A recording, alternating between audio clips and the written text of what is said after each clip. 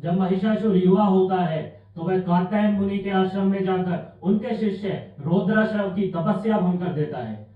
तपस्या भंग करने का माध्यम वह क्या अपनाता है? वह एक अनुपम सुंदरी स्त्री का रूप धारण कर कात्यायन मुनि के शिष्य की तपस्या भंग करने का प्रयास करता है, जिसमें वह सफल हो जाता है। जब अपने शिष्य की तपस्या भंग होने की सूचना कात्यायन मुनि को लगती है तो वह उसे श्राप दे देते हैं कि तुमने एक स्त्री का रूप रखकर मेरे शिष्य की तपस्या भंग की है, तुम्हारा विनाश भी उसी स्त्री के कारण होगा। क्योंकि कात्यायन ऋषि के श्राप के कारण ही महिषासुर का अंत हुआ, इसीलिए माता दुर्गा को कात्यायनी भी कहा गया। हिमवान पर्वत के समीप ही जो कात्यायन ऋषि का आश्रम था, उसी स्थान पर ब्रह्मा विष्णु महेश रुद्र वसु इंद्र आदि देवताओं ने मिलकर अपने शक्ति के ऊर्जा पुंज से माता कात्यायनी का निर्माण किया था महिषासुर का वध करने के लिए। भगवान शिव की अत्यंत कठिन आराधना के पश्चात महिषासुर ने देवी की स्तुति भी की थी। जब महिषासुर देवी की स्तुति कर रहा था तो उसी काल में उसने एक स्वप्न देखा था। उसने स्वप्न में देखा था कि देवी महामाया भद्रकाली के रूप में उसके सम्मुख प्रकट हुई है। उनका रूप अत्यंत ही भयावह है, सामान्य मनुष्य को कंपित कर देने वाला है। और माता भद्रकाली ने उसी रौद्र रूप में उसके सर को खंडित खंडित कर दिया है, उसका शिर छेदन कर दिया है। उसका शिर छेदन करने के पश्चात वह उसका रक्तपान कर रही है। तब महिषासुर की स्तुति से प्रसन्न होकर माता उसके समक्ष प्रत्यक्ष रूप में प्रकट होती हैं, भद्रकाली के रूप में प्रकट होती हैं, जिनकी 16 भुजा थी। उन्होंने अपनी भुजाओं में अनेकों प्रकार के अस्त्र शस्त्र धारण कर रखे थे। तब महिषासुर माता से कहता है कि हे माता, मैंने ऐसा स्वप्न देखा है जिसमें आप मेरा शिर छेदन कर मेरा रुधिर पान कर रही हैं। वह कहता है यह तो मात्र स्वप्न था, परंतु यदि आप सत्य में भी मेरा रुधिर पान करें तो मैं इसे अपना सौभाग्य ही मानूंगा, अपनी नियति ही मानूंगा। एवं वह ये कहता है कि इस स्वप्न के अवलोकन से मैंने यह पाया है कि मैं आपके द्वारा वध किए जाने योग्य ही हूँ। आप मुझे वरदान दें कि मेरा वध आप ही के द्वारा होगा। महिषासुर आगे कहता है कि मैं जानता हूँ कि कात्यायन ऋषि ने मुझे श्राप दिया है कि मेरा अंत एक स्त्री के कारण होगा। मेरी अभिलाषा है कि वह स्त्री आप ही हो। तब माता भद्रकाली उसे वरदान देती हैं कि मेरे द्वारा ही तुम्हारा संहार होगा। माता महिषासुर को यह वरदान भी देती है कि जहां जहां पर मेरी पूजा होगी उस स्थान पर तुम्हारे शरीर की भी पूजा होगी। मेरे साथ सदैव ही तुम्हारा नाम लिया जाएगा। तुम्हारा स्थान सदा काल के लिए जब तक सूर्य रहेगा मेरे चरणों में ही रहेगा।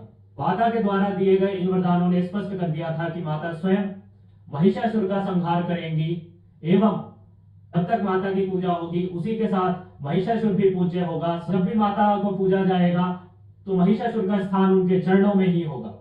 यही नहीं, माता भद्रकाली महिषासुर को यह भी बताती है वह महिषासुर का संहार भविष्य काल में ही नहीं करेंगी, भूतकाल में भी महिषासुर का संहार उन्हीं के द्वारा हो चुका है। वह कहती है कि भविष्य में मेरा रूप तुम्हारा संहार करेगा, उसे दुर्गा कहा जाएगा। वह कहती हैं कि प्राचीन काल में जब सृष्टि का आदिकाल था उस समय भी मैंने तुम्हारा संहार किया था और मेरे उस रूप को उग्रचंडा कहा जाता है। दूसरी सृष्टि की जब रचना हुई थी तब भी मैंने तुम्हारा संहार किया था और उस रूप में मैं भद्रकाली कहलाई थी। अब तीसरी बार मैं तुम्हारा पुनः संहार करूंगी और उस रूप को दुर्गा कहा जाएगा। जब महिषासुर को देवी के दर्शन हुए थे उससे पूर्व वह इंद्र विजय कर चुका था। इंद्रलोक पर उसका ही अधिपत्य था एवं कई मनवंतरों तक उसने इंद्रलोक पर अपना आधिपत्य जमाए रखा था। यही इंद्रिय विजय पृष्ठभूमि बनती है महिषासुर के संहार की। जब इंद्र आदि देवता महिषासुर से पराजित हो जाते हैं तो वह त्रिमूर्ति ब्रह्मा विष्णु महेश के समक्ष जाकर अपनी दुविधा प्रकट करते हैं, जिसके फलस्वरूप देवी दुर्गा का, देवी कात्यायनी का प्रादुर्भाव होता है। इसके पश्चात देवासुर संग्राम एक नया रूप ले लेता है। यहाँ पर माता देवों की सेना का प्रतिनिधित्व कर रही है और दूसरी ओर है महिषासुर की सेना। जब युद्ध में महिषासुर के सेनापति चिक्षुर, दुर्धर, दुर्मुख आदि दैत्यों का संहार देवी कर देती हैं, तब महिषासुर स्वयं युद्ध का नेतृत्व संभालता है। अपने अंतिम युद्ध में वह अनेकों रूप रखता है। कभी वह सिंह का रूप धारण करता है, कभी महिष का रूप धारण करता है, कभी वह गज का रूप धारण करता है। वह माता को पराजित करने के अनेक प्रयास करता है, अनेकों अस्त्र शस्त्र से उन पर प्रहार करता है, परंतु विफल हो जाता है। अंत में माता शूल धारण कर उसका वक्ष भेदन कर देती है, उसके अखंडित शीश को खंड खंड कर देती है और जैसा उसने स्वप्न में देखा था कि उसके शीश को खंड खंड कर माता भद्रकाली उसका रक्तपान कर रही है, वही दृश्य उसके समक्ष प्रत्यक्ष प्रकट हो जाता है। आज यथार्थ में माता सत्य में उसका रुधिर पान कर रही थी। जब महिषासुर मृत्यु के अत्यंत निकट होता है तो वह माता से कहता है कि मैंने एक लंबी जीवन आयु को भोगा है, मैं अब पुनः जन्म नहीं लेना चाहता।